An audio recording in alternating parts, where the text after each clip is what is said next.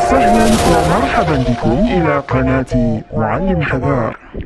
Assalamualaikum dan hai semua, bersama saya Cikgu Wani dalam slot resensi buku di saluran YouTube Muallim Hazar. Kali ini kita hendak menelusuri sebuah kisah misteri yang syarat dengan emosi, pengorbanan dan persoalan nilai diri.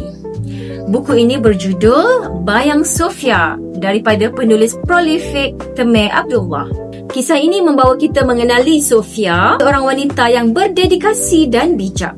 Dia bekerja keras di sebuah syarikat bernama Rice, berharap kejayaan akan mengubah hidupnya menjadi lebih baik seperti orang lain.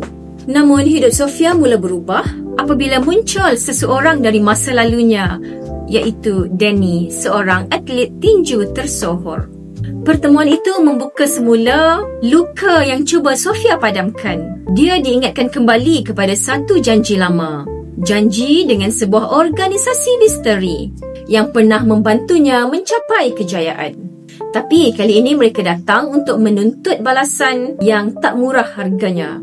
Sofia mula dihantui mimpi ngeri dan ugutan yang mengancam nyawanya serta orang tersayang. Tugas anda sangat mudah, Sofia. Patuh. Ayat itu menghantui setiap langkahnya. Dalam dunia yang makin gelap, Sofia berdepan dengan dua pilihan. Menurut arahan mereka untuk melindungi dirinya dan insan tersayang, atau melawan dengan risiko kehilangan segala-galanya. Temeh Abdullah menulis kisah ini dengan gaya sinematik. Setiap bab terasa seperti sedang menonton filem. Ketegangan, rahsia dan konflik membuatkan kita bertanya, berbaloikah kejayaan jika harga yang dibayar ialah kebebasan dan jiwa sendiri? Lebih daripada sekadar novel misteri, Bayang Sofia menyentuh makna pilihan hidup dan tanggungjawab.